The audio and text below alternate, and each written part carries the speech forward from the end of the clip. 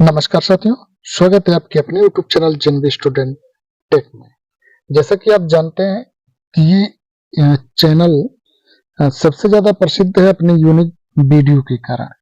तो इसी कड़ी में आज मैं आपको एक ऐसी अनोखी वीडियो बताने जा रहा हूँ, ऐसी जानकारी देने जा रहा हूँ जो शायद आपको YouTube चैनल पर ना मिले। तो आपको मैं वीडियो शुरू करूं तो इससे पहले आपसे छोटी सी गुजारिश कि यदि आप पहली बार मेरे YouTube channel JNV student tech पर आए तो सबसे पहले चैनल को सब्सक्राइब कर लीजिए, साथ में बगल में बने बेल आइकन को भी प्रेस कर दीजिए ताकि आने वाला हर नोटिफिकेशन सबसे पहले आपको मिल सके। तो मैं आपको ये बताऊंगा इस वीडियो में कि निष्क्रांत संपत्ति क्या होती है। निष्क्रांत संपत्ति के बारे में विस्तृत रूप से बताने वाला हूं। तो आइए सीधे चलते हैं उस पेज पर जहां से ये पूरी जानकारी आपको देने वाला हूं। यहाँ पर मैं इसको सेव करके रखा हूं। तो ये निष्क्रांत संपत्ति आप यहाँ स्पष्ट देख पा रहे हैं। निष्क्रांत संपत्ति, इसके बारे में मैं बताऊंगा। तो आइए आगे बढ़ते हैं। निष्क्रांत संपत्ति क्या होती है इसको जानते हैं। लिखा वर्ष 1954 में उत्तर प्रदेश जमींदारी उन्मूलन तथा भूमि सुधार संशोधित करके जोड़ा गया था।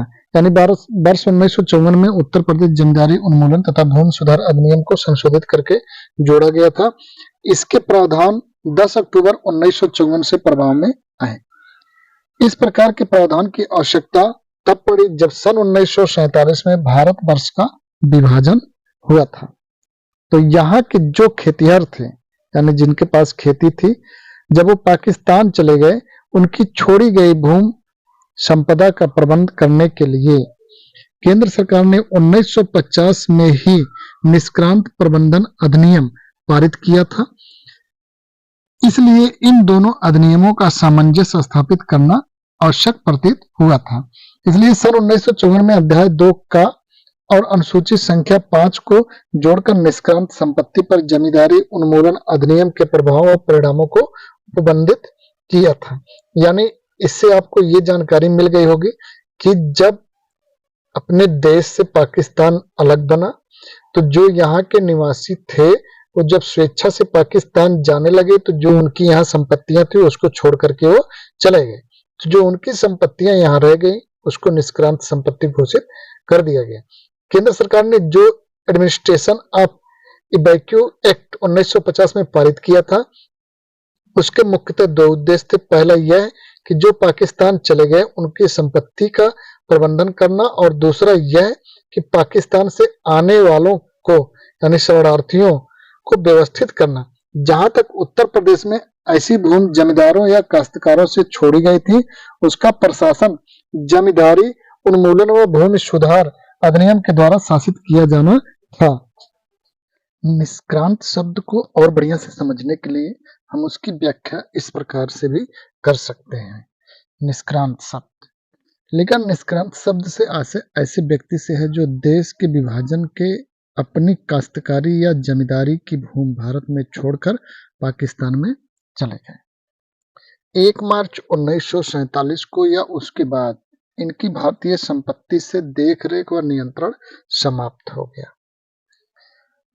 अब दूसरा समझ लीजिए। निष्क्रांत संपत्ति से अभिप्राय निष्क्रांत की संपत्ति से है, चाहे वह उसे स्वामी की हैसियत से या न्यासी अथवा लाभार्थी की हैसियत से या काश्तकार के रूप में धारण करता था। यानी जब वो भारत में था तब तक उसकी संपत्ति थी, और जब भारत से वो पाकिस्तान विभाजन के समय चला गया तो उस जमीनों को निष्क्रांत संपत्ति कही गई। परिरक्षक क्या है?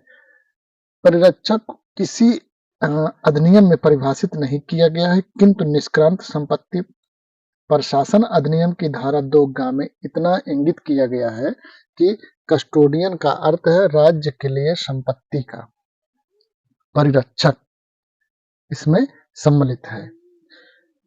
अतिरिक्त कस्टोडियन, उसके बाद उप कस्टोडियन तथा सहायक कस्टोडियन, इनका कार्य है कि निष्क्रांत संपत्ति की सुरक्षा की देखभाल राज्य सरकार की ओर से करें।